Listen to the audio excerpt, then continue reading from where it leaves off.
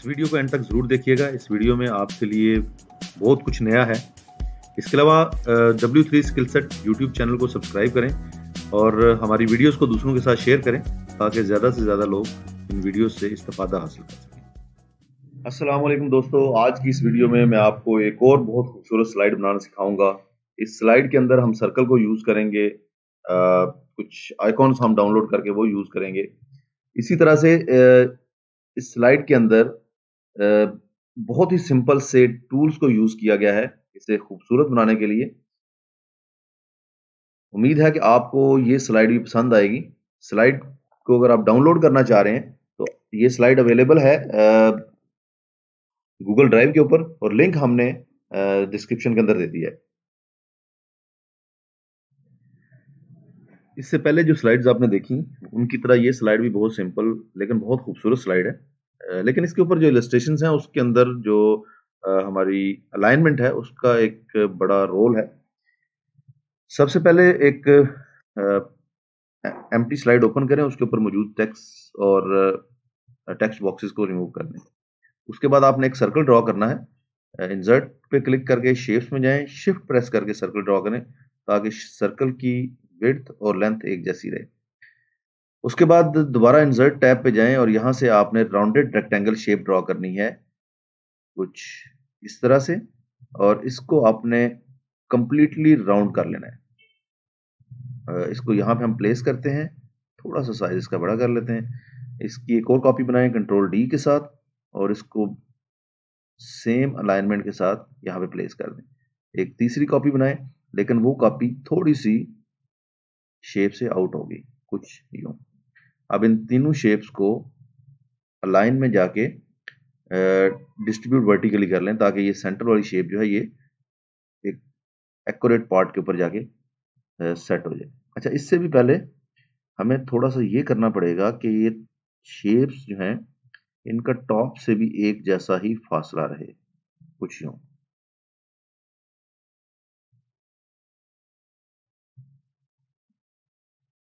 और इसको align distribute vertically करें।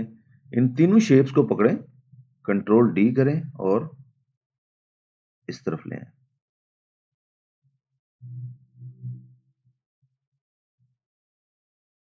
सेंटर वाली शेप को थोड़ा पीछे ले जाएं कुछ यूं। अब ये तमाम की तमाम शेप्स आपने सेलेक्ट करनी है और सेलेक्ट करने के बाद फॉर्मेट के टैब पे क्लिक करें। मर्ज शेप्स के नाम से एक टूल आ रहा है, इस पे आपने क्लिक करके इसको फ्रेगमेंट कर देना है। फ्रेगमेंट करने के बाद जो बिगर पार्ट है इससे उठा लें यहाँ से और इसको एक साइड पे कर दें, इसको रिमूव कर दें। उसके बाद जो शेप्स हमारे पास बचती हैं उन तमाम शेप्स को सिलेक्ट करें, लेकिन याद रखिएगा कि आउटर पार्ट आपने सेलेक्ट करना है और उसका कलर जो है वो ग्रेडियंट से जाके कुछ इस तरह से आपने सेलेक्ट करना है। इसको मैं सेंटर में ले आता हूँ। ये मेरा 30% पे आ जाएगा, 40 और ये आ जाएगा 60। आउटर पार्ट्स जो हैं इनका कलर कुछ इस तरह से ग्रे कर दें और इनर पार्ट को वाइट कर दें। अब जितनी भी शेप्स हैं इसमें तमाम की तमाम शेप्स की आउटलाइंस खत्म कर दें और इन शेप्स को, जो आउटर शेप्स हैं इनको पकड़ें, शेप इफेक्ट में जाएं और शेडो क्रिएट कर दें इस तरह से। अब ये जो हमारी एक्चुअल सतह है उससे थोड़ी उठी हुई नजर आएंगी। उसके बाद 1 बाय 1 के कलर्स आपने चेंज करने हैं, तो कलर चेंजिंग के लिए आप एक एक इनर पार्ट को सिलेक्ट करते जाएं और उसका कलर जो है वो आप चेंज करते जाएं। कलर सिलेक्शन आपकी अपनी विश पे है, आप किस तरह का कलर कहाँ पे देना चाह रहे हैं उसी हिसाब से आप इस कलर को एडजस्ट कर सकते हैं।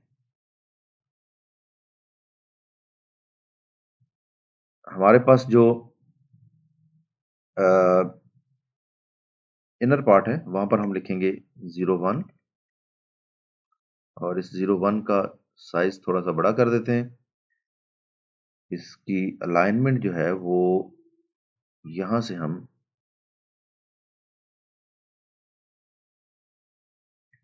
टेक्स्ट बॉक्स से जाके मार्जिन जो राइट मार्जिन है वो थोड़ा सा कम कर देते हैं। इसी तरह सेकंड 02, ये ध्यान में रखिएगा कि जो फॉन्ट साइज है ये हर एक जगह पे सेम होना चाहिए। और इसका नाम आ जाएगा 03 और ये भी उसी तरह से 36 फॉन्ट साइज हो जाएगा।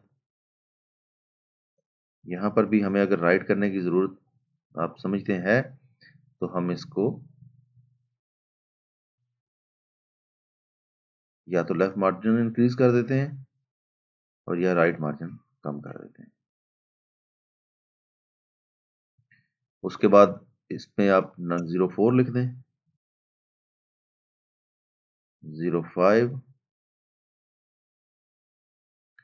एंड 06। तो ये 6 डेटा पॉइंट्स के लिए स्लाइड हमारी बन गई।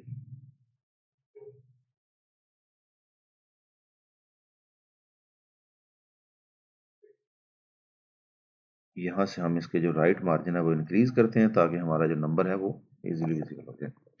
उसके बाद इसको बैकग्राउंड देते हैं और बैकग्राउंड देने के लिए डिज़ाइन टैब में जाएं और फॉर्मेट बैकग्राउंड से आपने ग्रेडियंट बैकग्राउंड, जो इसमें सिर्फ 2 पॉइंट चाहिए ग्रेडियंट के लिए, और इसको हमने रेडियल करना है। रेडियल करने के बाद फर्स्ट ऑफ ऑल इस पॉइंट को हम चेंज करते हैं।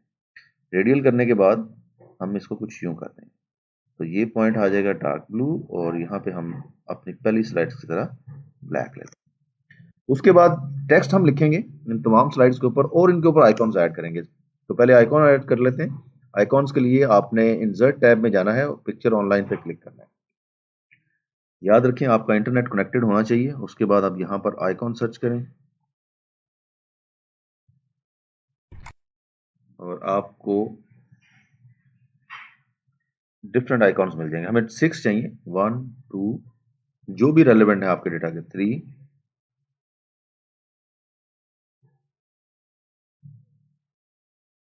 उसके बाद हम 4 पे ये ले लेते हैं, 5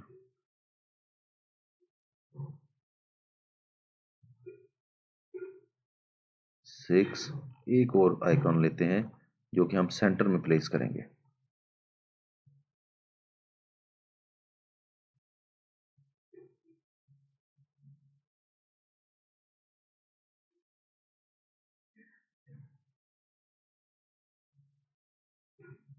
लेकिन ये तमाम आइकॉन आपने ब्लैक कलर में लेने हैं क्योंकि आपको इसका कलर थोड़ा सा चेंज करके इसके ऊपर प्लेस करना है। कलर्ड जो आइकॉन्स हैं ये हम यहाँ पर यूज नहीं करेंगे।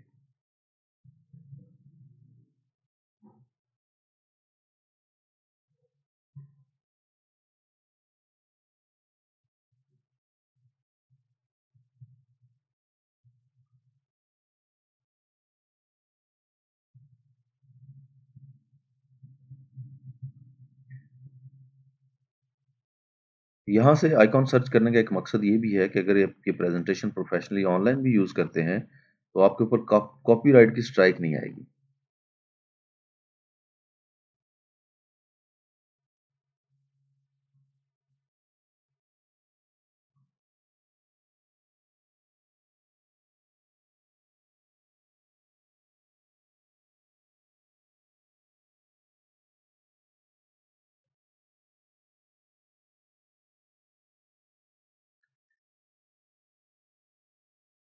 और लास्ट आइकॉन हम लेंगे कुछ इस तरह से।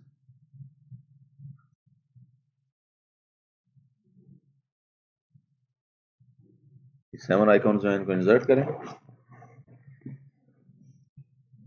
डाउनलोड होने के बाद ये आपके स्लाइड के ऊपर ये तमाम के तमाम आइकॉन्स जो है वो आपको विजिबल हो जाएंगे।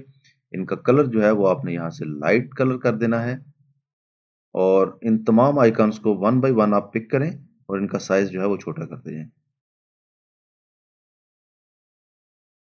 शिफ्ट के साथ आपने ये साइज इनका चेंज करना है ताकि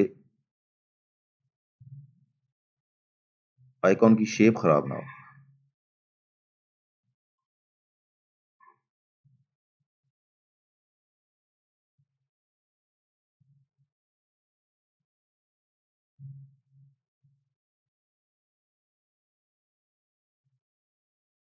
एक आइकॉन हमारे पास ऐसा है जिसका बैकग्राउंड जो है वो वाइट कलर में आ रहा है, हम इसकी जगह पे कोई और आइकॉन इंसर्ट कर लेते हैं।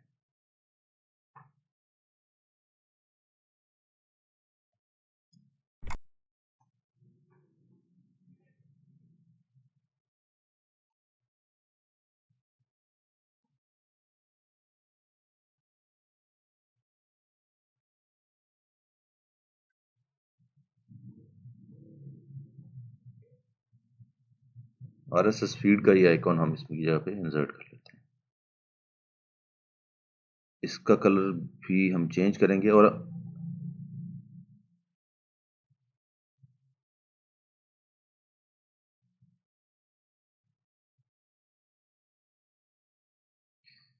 ये आइकॉन का साइज आपने छोटा करना है और छोटा करने के बाद इनको यहां पर प्लेस कर देना है। इसी तरह नेक्स्ट आइकॉन है, उसको साइज छोटा करें और उसको आपने यहां पर प्लेस करना है। अब थोड़ा सा हमें इसका कलर डार्क करना पड़ेगा क्योंकि यहाँ पर ये नजर नहीं आ रहा, कुछ इस तरह से।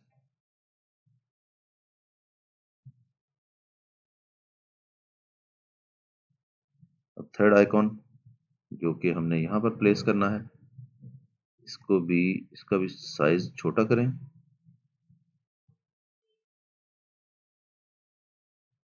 और फॉर्मेट में जाके कलर्स और यहाँ से आप इसका कलर चेंज करें।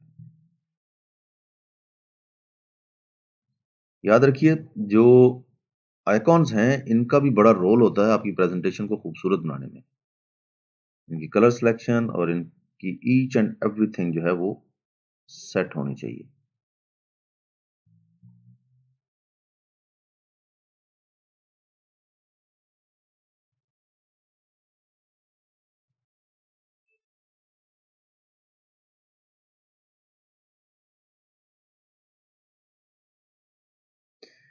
अब इन तमाम शेप्स के ऊपर हम टेक्स्ट ऐड करेंगे और टेक्स्ट ऐड करने के लिए एक टेक्स्ट बॉक्स ड्रा करते हैं और कुछ इस तरह से, और इसमें हम लिखते हैं टाइटल। इसको हम कैप्स में रखेंगे और टाइटल के नीचे हम लिखेंगे उसकी brief. This is the title of point number you can change it as per your requirements। इसको उठा के यहाँ पे ले आए, टाइटल को बोल्ड करना है आपने और जो रिमेनिंग है इसका साइज आपने छोटा कर देना।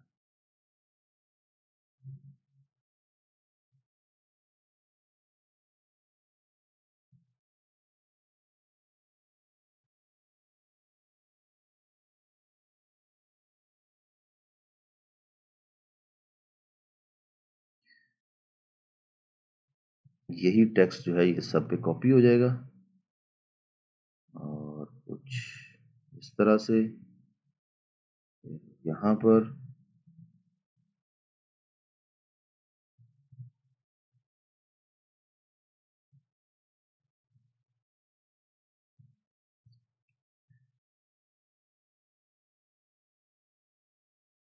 टाइटल को सिलेक्ट करें और इसको थोड़ा सा आपने लूज कर देना है। टाइटल को लूज करें और जो टेक्स्ट है उसको टाइट कर दें। तो ये ऑप्शन फॉन्ट के अंदर अवेलेबल है।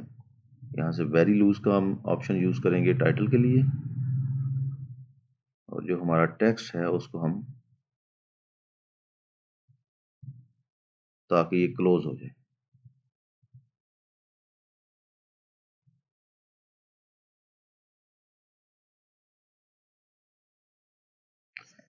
इसी तरह से मज़ीद इलस्ट्रेशंस जो हम आपको बताएंगे कैसे आपने ड्रॉ करनी है पावर पॉइंट के अंदर। उम्मीद है कि आपको हमारी ये वीडियो पसंद आई होगी।